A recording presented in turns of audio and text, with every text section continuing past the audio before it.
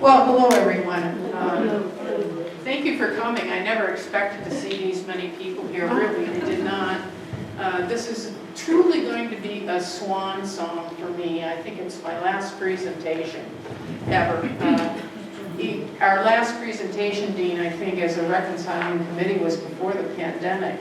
And so it's been a while. And since that time, unfortunately, I've had a few health problems thrown in my face, and I've been leaning heavily on Jesus. I'm not a Christian fundamentalist, but I am a disciple of Jesus. And it is only with his help that I've been able to keep going on. And the fellowship and wonder of this church, it's a wonder I am here, because the United Methodist Church has not always been kind to me until I found this church. I left voluntarily and resigned my pastorates because I knew at the time I left the church would not accept me as a lesbian woman. At that time also partnered with another lesbian woman who I fell in love with and met at Princeton Seminary. All of these things happened to me in sort of a strange situation. I went off to seminary not knowing that my orientation was a lesbian, and I found this out. I had a lot of interesting conversations with God about this. Why is this happening? But I want you to know that I have never, even in the beginning, ever felt badly about being part of the LGBTQ community, and I always felt that God loved me and created me to be just who I was. I just had lots of discussions with God about, well, what do I do now? Where do I go? You know, this is this church that has just, as I'm in seminary, said in their book of discipline. Isn't that interesting? That's what rules our United Methodist Church book of discipline, that homosexuality is incompatible with the Christian faith. Well, you know, I don't think Jesus feels that way, and I don't think I am disliked and unloved by God because of it. So it's been an interesting life. Today I want to do basically three things for you. As you may or may not know, some of you, I taught for 30 years as an adjunct professor of law at Laverne College School of Law. That's actually where Dean and I first met each other. And I beat him there actually before he started.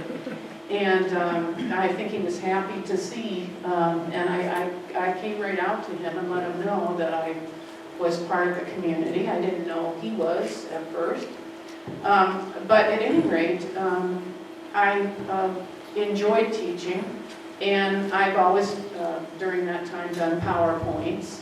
And I did a lot of teaching for the judiciary, too, throughout California. And so I enjoyed confronting constitutional issues and looking particularly at our Constitution. And it's been a very interesting life, because I've lived, as most of you have here, I can see by all of our gray hair, through 50 years of the development of Christian nationalism in a way that we never expected. Christian nationalism has always been with us, but it has developed in the last 50 years to the point now where we are about to have an election in 22 days, and it very well is a deciding moment on whether we are going to let Christian nationalism end our democracy. It doesn't have to happen, and I actually feel it probably won't, because there's a lot of quiet, disgruntled people out there who, and most of them, a lot of them women, who are going to go to the polls and say enough. And a lot of LGBTQ people, and a lot of other people in minority groups, and all people of conscience, men and women, who know that we need to have differences in this country, and that's what's made us strong and grow. But at any rate, my main objective today is to tell you a little bit about Christian nationalism, its formation and growth in our country, and over the last 50 years, how that has impacted the LGBTQ community, and particularly what has happened since 2015, and the bills that are out there pending now that are being passed and used in state legislatures, cutting back on our rights already. And what I think may be coming forward towards us in the future if we cannot reverse the trend of harassment and paring back of our rights.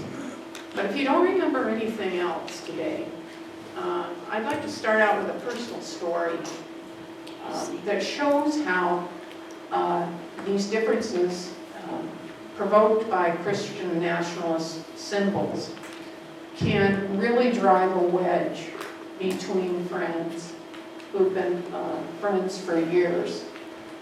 When I came to California, I knew, my partner and I knew we were going to have to work during the day and go to school at night. We were not wealthy. We didn't have wealthy parents. We drove out here in a Chevy Impala across the desert, across Texas. That's all I know about Texas. I don't care much about Texas these days from what I hear. And I sure as hell remember Harry and I driving like for 3 days across Texas and saying to one another, how people stand living here. You know, the only way we could ever do it is if we had an airplane and we could fly from place to place, because you would just drive, and sometimes you wouldn't see anybody else forever. Well, anyway, we got out of Texas, we got here, and we had to get jobs. And I got a job, my first job, working during the day, was at a Beverly Hills family counseling service. Oh, that sounds wonderful, doesn't it? But this wasn't a service where actors and actresses went and spent $400 an hour laying on a couch and telling somebody, you know, how their life was all messed up. This was for more modest families, most of them probably workers and laborers in Beverly Hills who had problems and needed assistance. And one of the licensed clinical counselors there, her name was Vicki. She was just a year older than I. She was married to a really wonderful, funny, handsome guy named Joe, Jewish man. And we became very good friends, Harriet and I, with Vicki and Joe. We went out to dinner together about every other weekend. We lived near each other, near West Hollywood. They would babysit our fur babies when we would go out of town on a vacation. And we encouraged Joe to go to law school, which we did, and we mentored him through. And he graduated from Southwestern, became a very successful attorney. Well, as things can happen in life, my partner decided that I've only had 2 partners in life, and my first partner decided that she wanted to date a man in her law firm, and that was the end of our 11-year relationship. Fortunately, Vicki held my hand emotionally through that horrible split up. Which was just a nightmare for me. I didn't see it coming. I didn't know it was going to happen. And leaving the East Coast with someone that you'd gone through seminary and the ministry with, and your whole family and history was on the East Coast, and moving alone out here to the West Coast and having that person just leave, it was a terrible experience. But at any rate, about that time after that happened, Vicki would call me every morning and ask me how I was. How are you today, Martha? So that's how close we were. I just want you to get a sense of how important this heterosexual and gay person were, and we all were with one another. So at any rate, just before the pandemic, out of the clear blue, our lives had gone in different directions. I came out here to the Inland Empire. I met Pam, who is now my spouse of 40 years. And I moved to this area, and we live in Claremont. And Vicki and Joseph moved to Orange County, where Joseph became a very successful attorney. So anyway, Joe called me out of the blue and said, you know, Martha, could you come down and visit us in San Juan Capistrano? You know, we haven't seen you in forever, and we really want to get back in touch with you. And Vicki just finished a whole course of chemotherapy for breast cancer.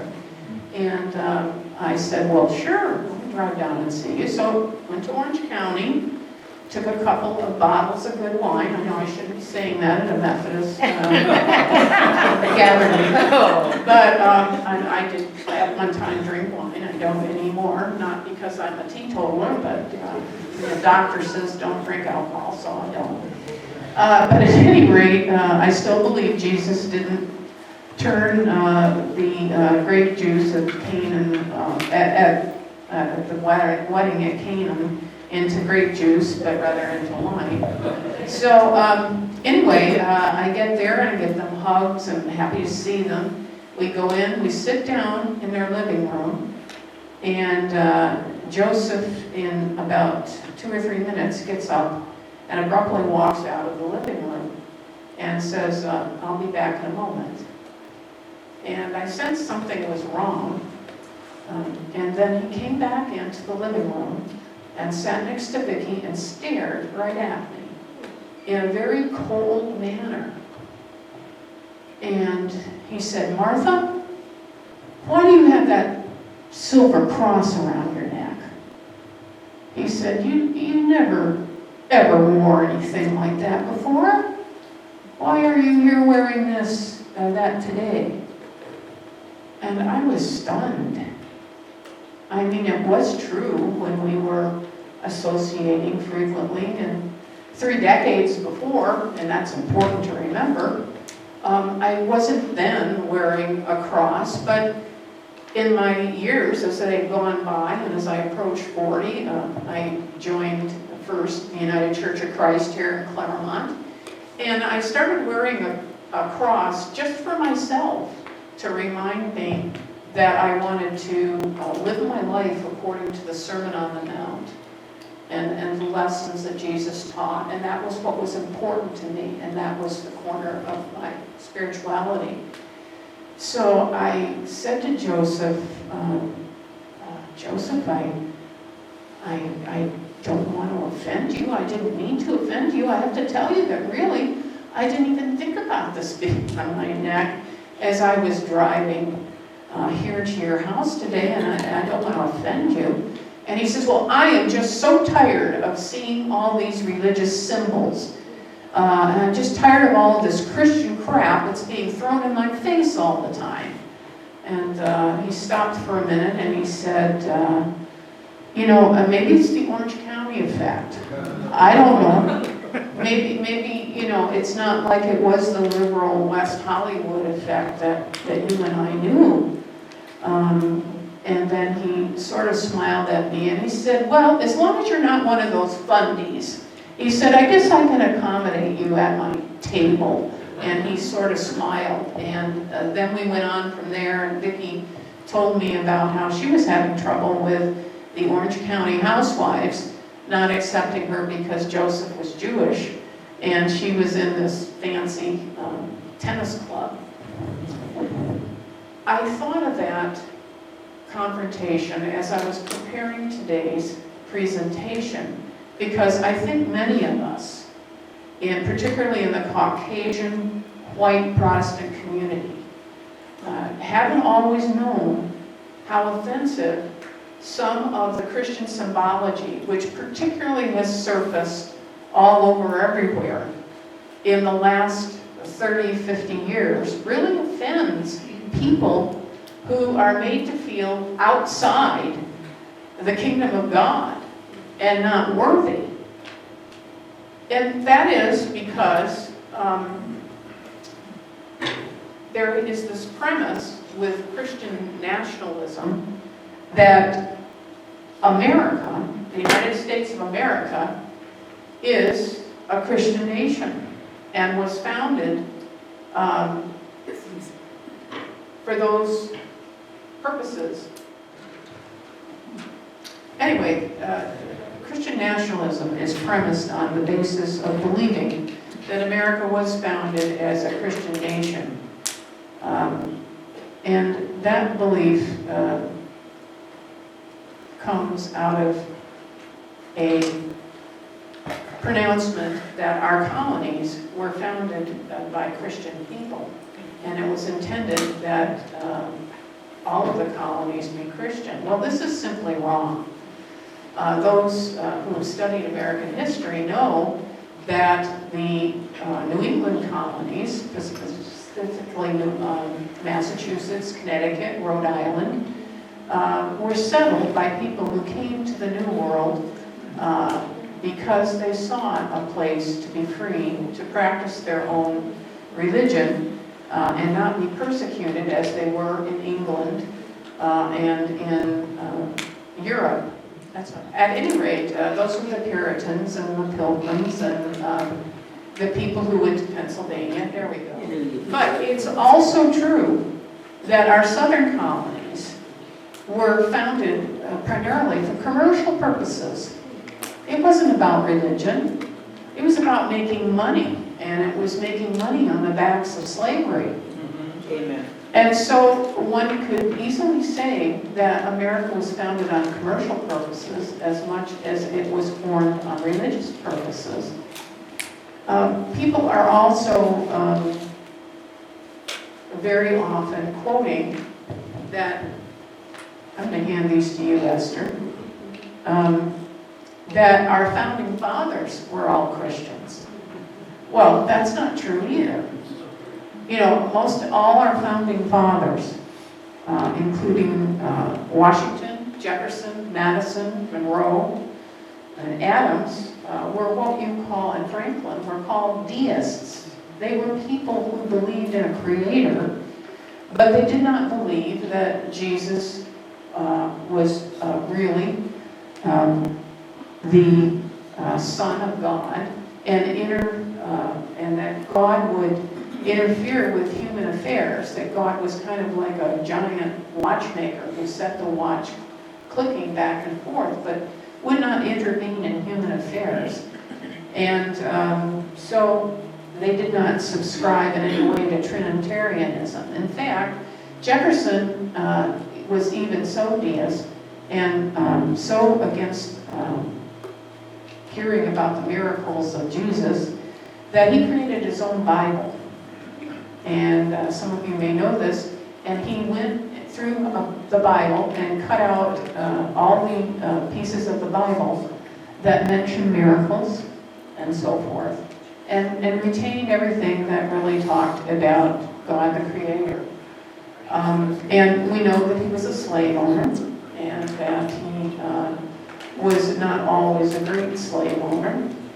And the other thing that I find, and I wanted to make sure that you heard today, was that in 1800, when Washington was president and Adams was vice president of our United States, we entered into a treaty with the government of Tripoli.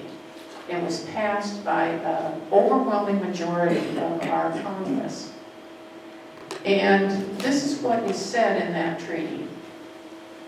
Quote, as the government of the United States of America is not, in any sense, founded on the Christian religion, and has no character of enmity against the laws, religion, or tranquility of Islamic peoples, it is declared by these parties, that's the United States and this Islamic state in Tripoli, that no pretext arising from religious opinion shall ever produce an interruption of the harmony existing between the two countries.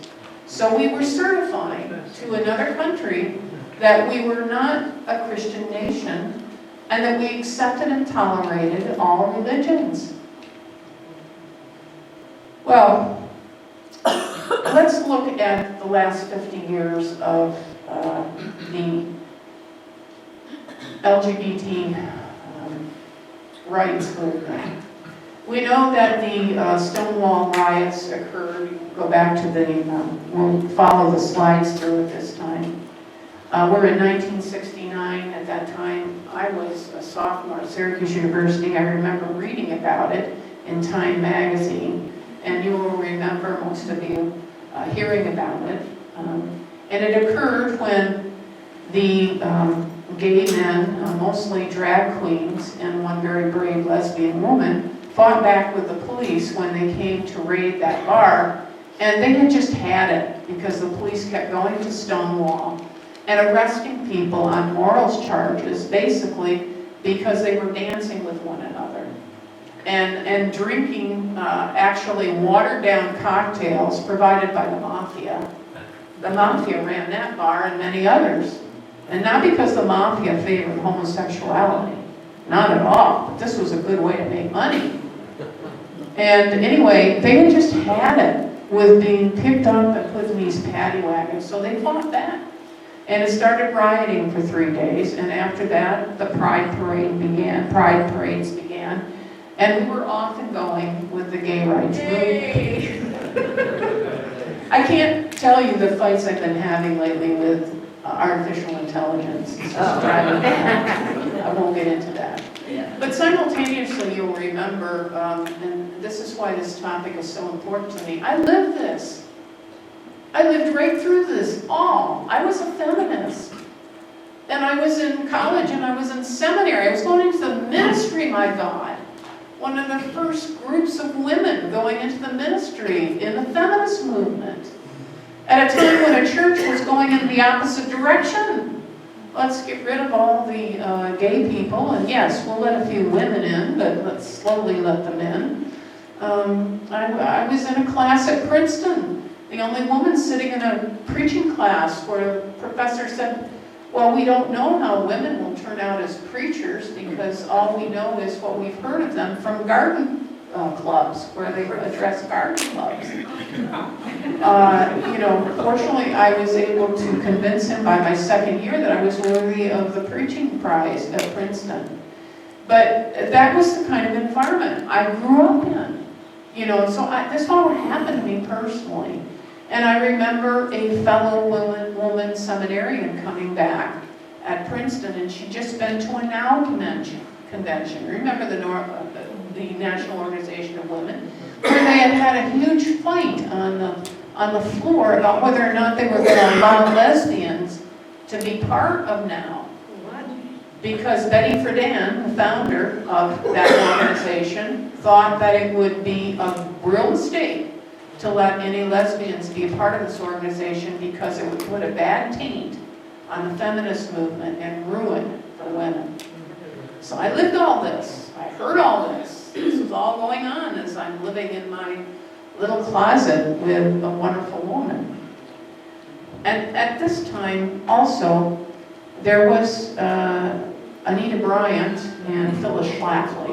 And Anita Bryant, you'll remember, started the Save Our Children group, which was, she had been a Miss America, and she was friends with Phyllis Schlafly, a conservative Republican attorney who opposed the ERA. And she became friends with Anita, and Anita started convincing people that gay people were nothing other than pedophiles out there trying to turn people into, converting them to an immoral way of life. And she worked on behalf of the Florida Citrus Growers Association and was able to reverse not only Dade County, Miami Growers, Dade County ordinance preventing discrimination against the gay community, but she also helped reverse such anti-discrimination measures in other parts of the country. And I want you to always remember that James Dobson, which is someone who you've heard of before, I'm sure, Focus on the Family, is your own guy who started right here in Pomona. Many of you may remember that if you came down to the floor level there in Pomona, there was a, I think, 2 or 3 story building that said Focus on the Family, and it was there in the early 90s. And that's where he started his organization. Dr. James Dobson, graduate of USC, was supposed to be a parenting expert and a psychologist on parenting, but he was an evangelical Christian who believed in very strict parenting and was very anti-gay. And he soon learned that by sending out wide direct mail publishing to his 2.5 million mailing list, asking people, you need to send money to me right away so that we can prevent gay people from getting married and ruining the institution of marriage, that he could get vast amounts of money. And that he did. Enough so that he could move his organization from Pomona to this beautiful campus in Colorado Springs. Believe me, folks, you're probably not going to believe this, but it is true. I know a lot about it firsthand because my nephew has for 20 years worked as an executive on Focus and on the Family in their public relations department. You can imagine we don't really have a great relationship. I actually have tried to be close with Jeremy, but he doesn't seem to want to have anything to do with me. So I can't imagine what that is. I guess he's afraid people might Google me and find something out about him and he doesn't want them to know. But at any rate, Focus on the Family, more than almost any other evangelical entity, has really emphasized making money by scaring people against the LGBTQ community, and they continue to do so. Although he has sold that entity and has started a new one, but he is on the board of directors and the advisor of Project 2025. Okay, and he is not only against LGBTQ people, but he is really strongly against women's rights. He believes that women should play the role that's reflected in Project 2025. At any rate, in 1979, as my former partner and I were coming to California and starting to study law, we have the moral majority being formed by Jerry Falwell. You remember him. And under each table, I put a cartoon, which I wanted you to take a look at. The reason it is so important to understand how LGBTQ people became a moneymaker for the religious right is prior to that, the religious right used communism to raise money and McCarthyism. And, you know, poor President Eisenhower had a lot to do with that in the 1950s. And if you read your history, you'd understand that pledging allegiance under God and putting in God we trust on money all happened during the 1950s through Congress and signed by President Eisenhower. And the religious right went very much against, many of you may remember Madalyn Murray O'Hair, who was an atheist, and wanted to have all the Christians out there sending their $20, $30 to fight communism. Well, what happened? You know, I was just talking to somebody else about President Reagan. Well, what did Reagan do? Reagan eventually, although warmed initially to the religious right, eventually became friends with who? The Soviet premier. he and Nancy, had them over for dinner, and he went to Germany and said, "Take down this wall." And so you have a little cartoon there of that was in the paper, and I remember I collect political cartoons, and I remember when I was getting ready for this that I had this somewhere, so I went through all of my stuff and I found this cartoon that shows the Stone Age men killing communism and then saying, "Let's get Og, he's gay." And that's exactly what happened with James Dobson and the religious right. They focused on saying how horrible it was that we existed and that we threatened traditional values, and that you needed to send your money right in so that this could be prevented. Gay rights sputtered somewhat in the 1980s, as you will remember. That was the decade of AIDS.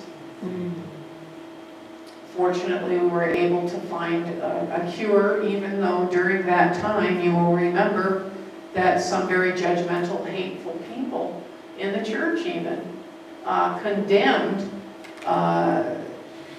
gay people for their immoral lifestyle and said, "Oh, this has descended upon you because God is punishing you for your immoral behavior." My older sister believed that, my nephew's mother, who works for Focus on the Family, and I was upset and aghast that the first time I took my now partner Pam back east to meet my family, my sister started ranting about AIDS and saying, "Oh, well, that's just God's wrath coming down upon those people for their abhorrent lifestyle." And Pam was pretty good about just kind of looking at me and raising her eyes. And I was wrong at that time to stay silent. I should have spoken out and said something, because I wasn't out to my sister at that particular time in 1986. But that's the way much of the church behaved. You have other cartoons there, which are funny, and I like this one where the Boy Scout is asking the woman, "You're not gay or an atheist, are you? Because if you're not, I can help you across the street." Finally, in 1990, we got drugs developed which could treat AIDS, and it was also at that time that the United Nations had done a World Health Organization study that found that just as many women and children were dying of AIDS as gay white men and males, and that this was not any longer just one class of people's problem, and that minorities were being affected by this, and women and children. So once this was no longer the biggest issue, then we turned to other gay rights issues. There was, in the 90s, you remember, President Clinton, and when he went into office, he had someone in his cabinet who was gay, and he thought he would attack the issue of gays in the military. And we had Don't Ask, Don't Tell in 1993, an attempt to keep gay people in the military and not dishonorably discharged. That lasted for a while. And then that was finally repealed by President Obama in 2010. They found out that more people were being thrown out under Don't Ask, Don't Tell, because some military officials went out of their way to find new ways, to find evidence on people to get them thrown out of the military. You'll remember DOMA, which is the Marriage Equality, Defense of Marriage Act in 1996. It was signed by Clinton, even though it had already been passed by a veto-proof majority in both the Senate and the House of Representatives, to have marriage in the United States only between a man and a woman, is so defined. But that got found unconstitutional under the marriage cases. At that time, there was a huge dispute in the community about what right should the LGBTQ community really seek first in the Supreme Court. A lot of people said, well, you know, getting married, it would be nice, but what does it matter if you can get married on a Saturday and lose your housing as a couple the next day on Sunday, and go to work Monday and lose your job because you're gay and they found out you got married? So shouldn't we look for those rights first? But same-sex marriage did become the first issue.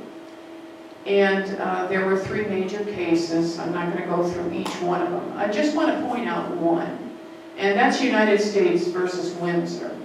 And all of these cases were decided and came down on the same day in 2015. Edith and Thea Windsor were a couple just like me and Pam in some respects. They were together for 40 years. And Thea happened to be very wealthy. They lived in New York City. And she developed multiple sclerosis about halfway through their relationship. And Edith quit her job to take care of her. And when she died, they had been married in the state of New York in 2008, just like you could get married here in California in 2008, the same year that Pam and I got married, the very first year you could. But when Edith died, when Thea died, Edith was left with a $363,000 IRS bill because she wasn't legally married under the Defense of Marriage Act. And so the case went before the Supreme Court. Now remember, and this again shows you how important we all know now the Supreme Court is and what it's done to abortion.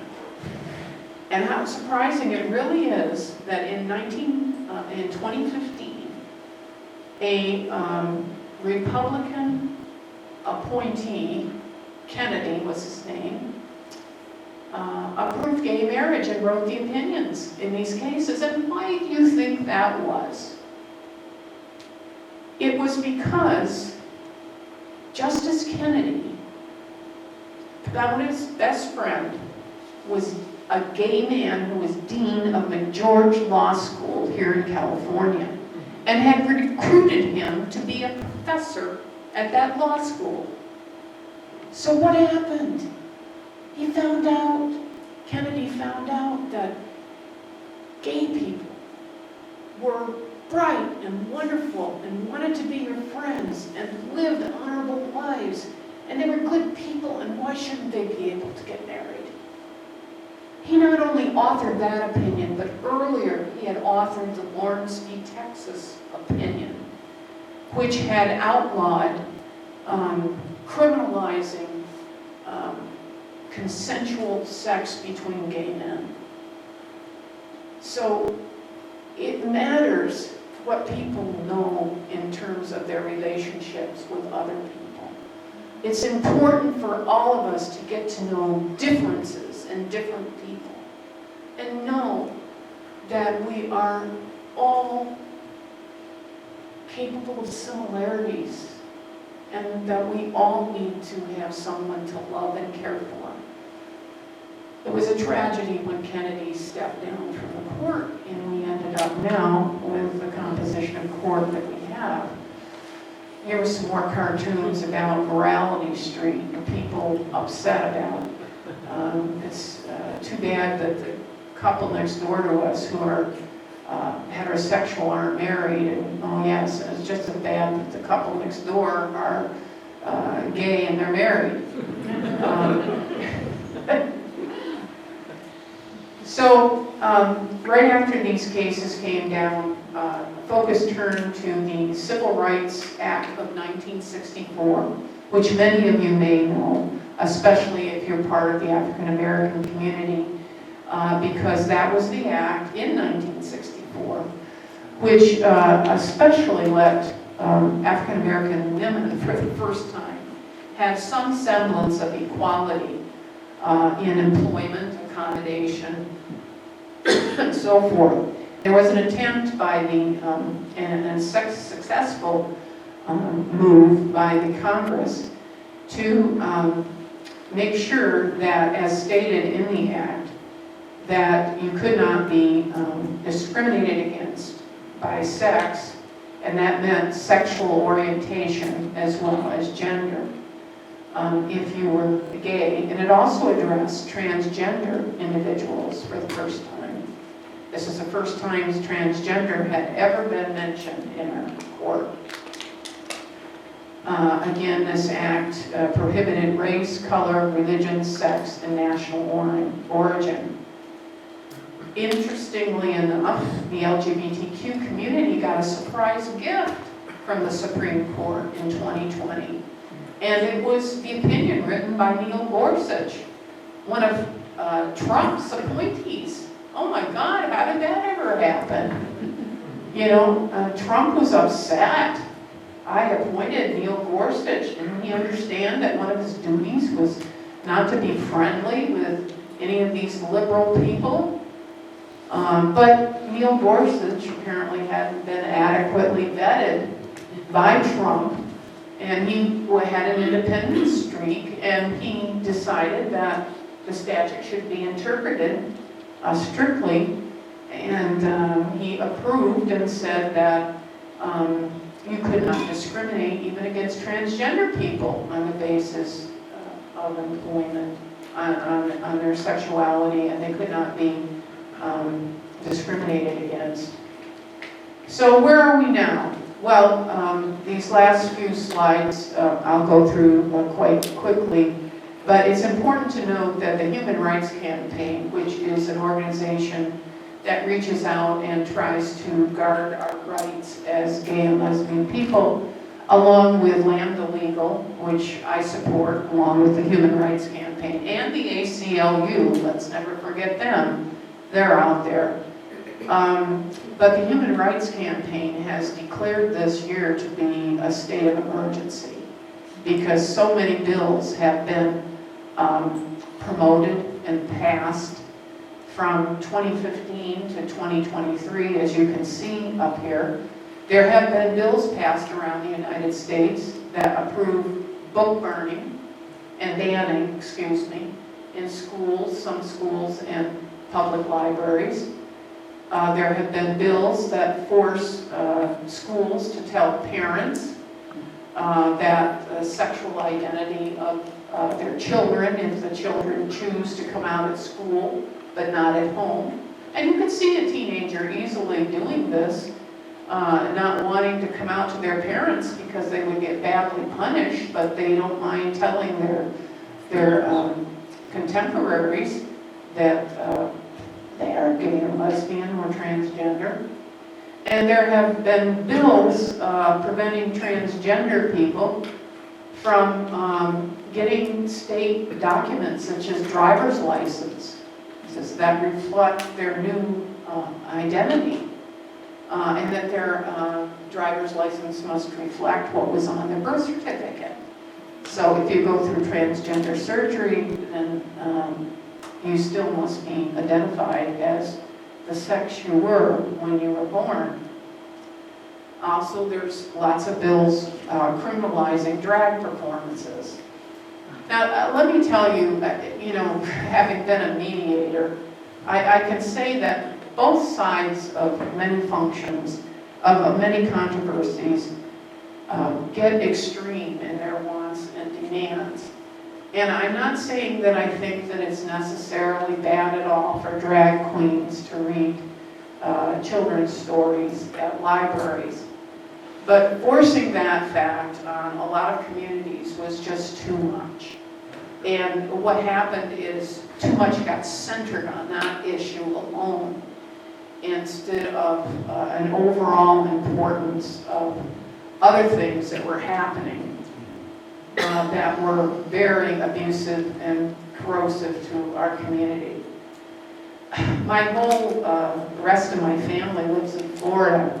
And I was telling my dear friend Esther, who's been very helpful here, that I was going to do a reverse Pat Robertson. Please forgive me for this black humor. You know how Pat Robertson, when Katrina hit New Orleans, said that this terrible hurricane had been perpetrated upon the United States because of gays and lesbians and their immorality that they had descended upon the United States. Well, 2 hurricanes upon Florida within 2 weeks, wiping out the whole state. Could that be at all because they've been so terrible to my LGBTQ siblings? I don't know. I just say it to you. Anybody else? Could that possibly be? Some of my family down there, I don't know. I have a niece who believes I am headed right to hell in a hurry. But anyway, Florida has been particularly hateful and towards gay people. It's the don't say gay state. And what really disturbs me the most about Florida is that they have gotten to the point where there can't be any teaching in the schools at all, any curriculum involving any kind of mention of LGBTQ. This is not about trying to convert anybody or anything, but you can't even tell people that there are differences in people's sexual orientation. And what I find just amazing is that the state of Florida has even forbidden any kind of diversity training for LGBTQ people in their employment practices. And any nonprofit that receives money from the state of Florida for diversity training will be cut off of their money. Okay, and all employees and contractors with the state of Florida must have driver's licenses that reflect what their sexual orientation was at birth. So if you have a person who legitimately, with their own money, years ago went out and got a sex change to another sex, and had a driver's license from back then that reflected their newly changed orientation, they couldn't work for the state of Florida. You know, why? Why is this necessary? Isn't it the person's ability to do the job and to work and be competent that's important here? Why? Why are they doing these things? It's for political purposes, and it's for making money. It's this land of Anita Bryant. It hasn't changed. We know that the hate statistics tell us that it continues to grow against LGBTQ people, and unfortunately, a third of all the crimes are against transgender people, and most often it can result in death for transgender people.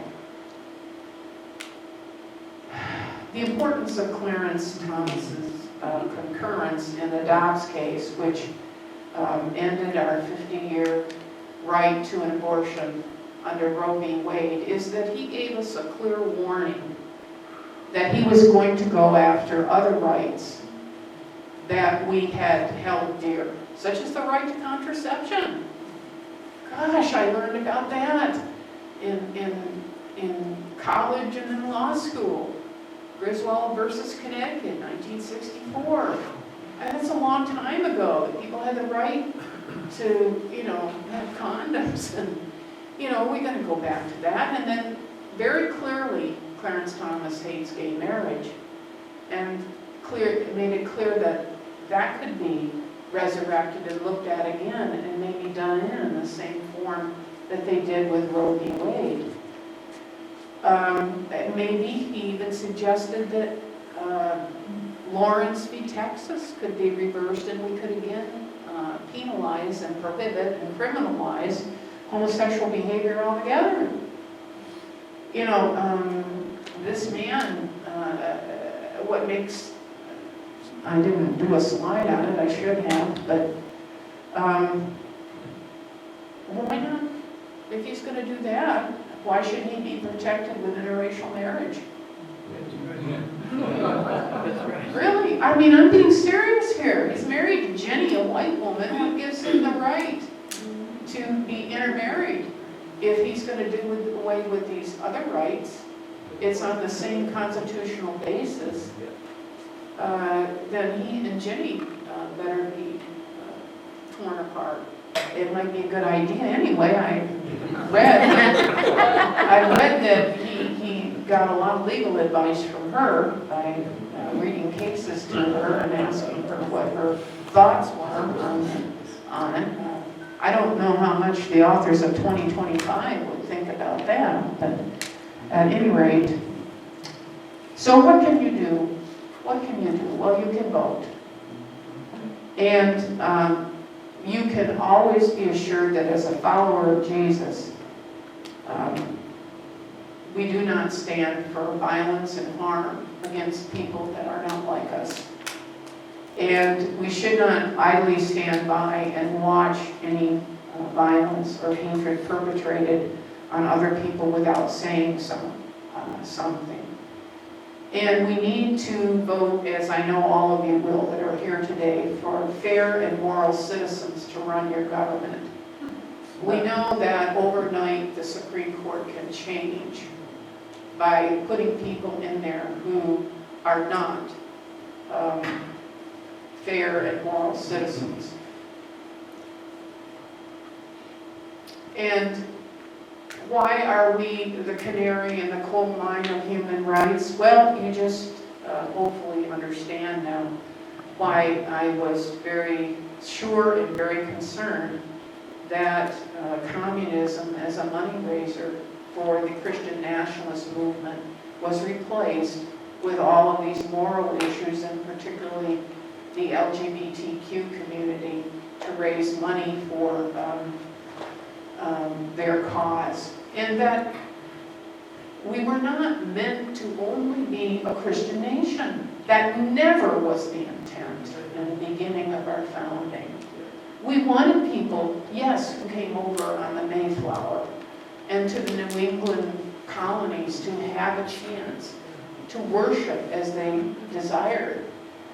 But as I said before, as soon as they got over here, the people in the New England colonies, they started persecuting people who didn't worship just like they did. They started killing people. Mary Dyer, a Quaker, who wandered into the Massachusetts colony and tried to teach a different way of thinking about Christianity, ended up being hung on the Boston Common in the 1600s because she returned to that colony after they threw her out and told her, "Don't you come back here again." You know what that's a sample of? That's a sample of anti-woman bias by the patriarchy.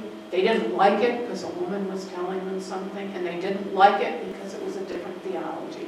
And she was hung with 3 other Quakers on the Boston Common in the 1600s.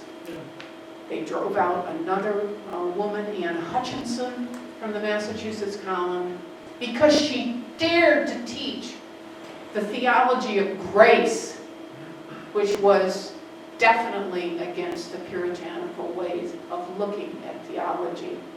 They drove her out and her family out. She ended up eventually on Long Island, where she and her children were slaughtered by the American Indians. So, you know, this country has not been very good to women from the very beginning. I've thought about writing a new book on that, but I'm not going to. I'm too tired.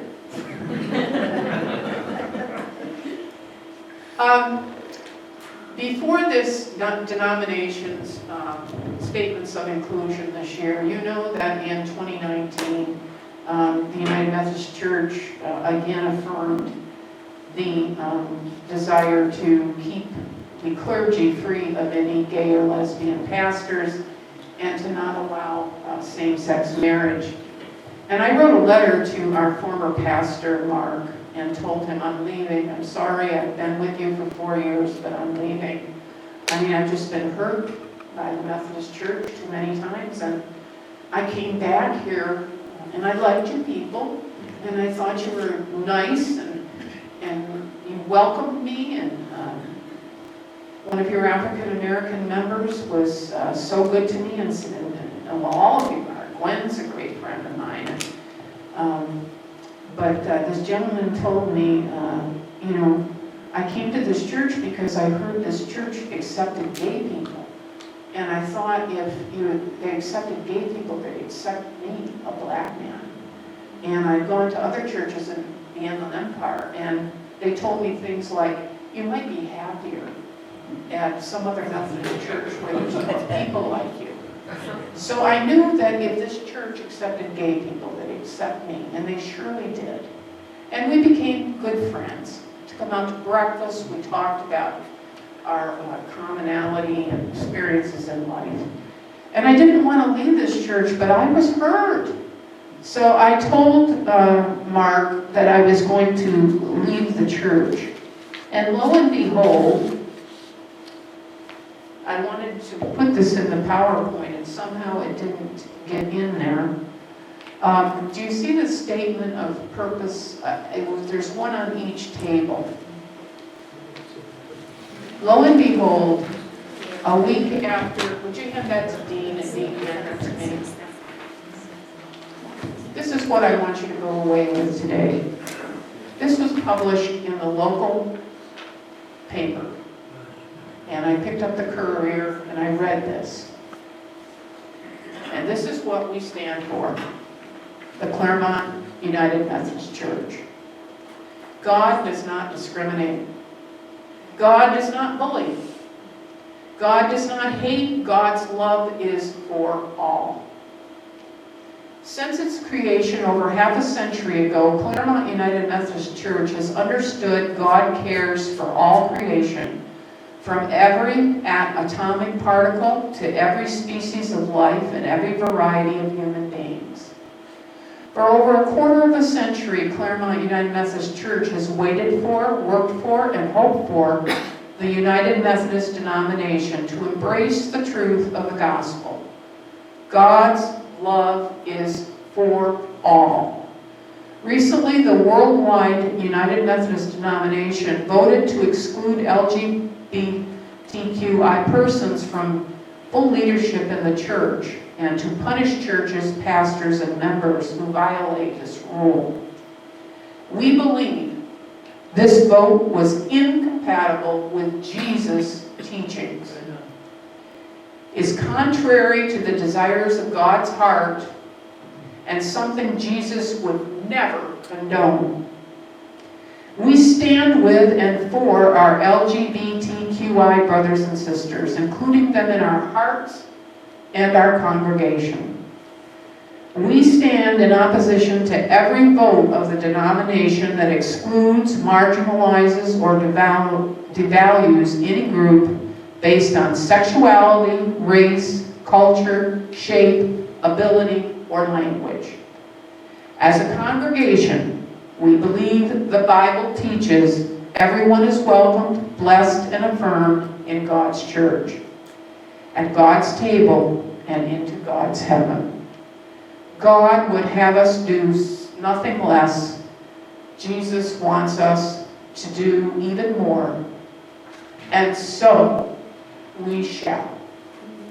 This is your church.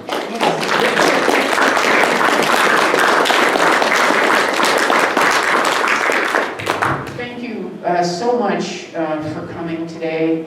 It really means a lot to me personally, and I hope I have given you some information that maybe you didn't ever know.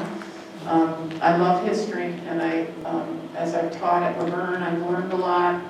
I have up here at the desk, and I will be there, some free books you may have. One is a memoir that I wrote of my life, From Road to Road, which tells you going from the ministry into the judiciary.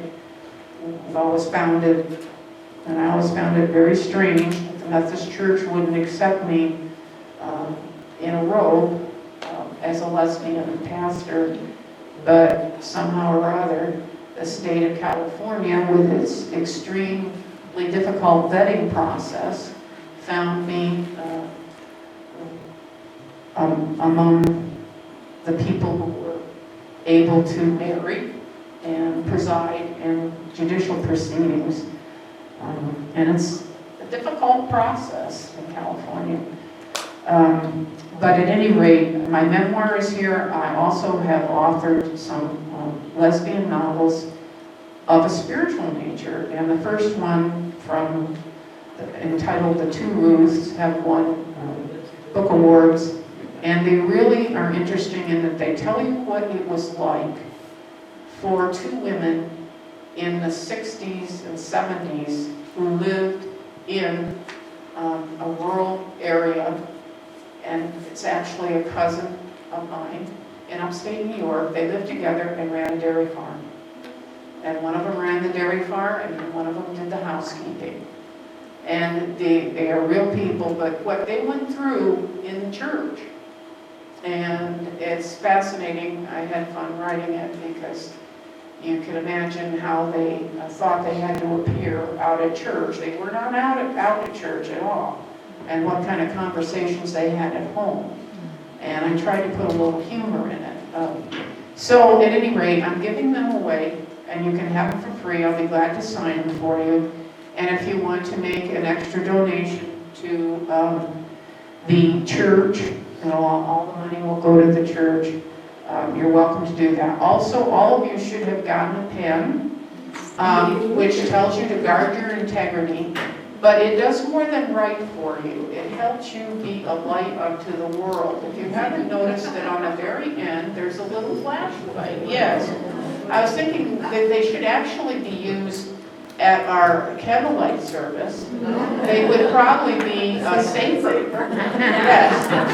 But I've had people tell me these come in very handy at restaurants where you can't see very well. And also when you're out at a concert or something and you want to look at the program but you don't want to disturb people. So I gave these to all of my students who took my courses at Laverne. So again, God bless each one of you, and Godspeed.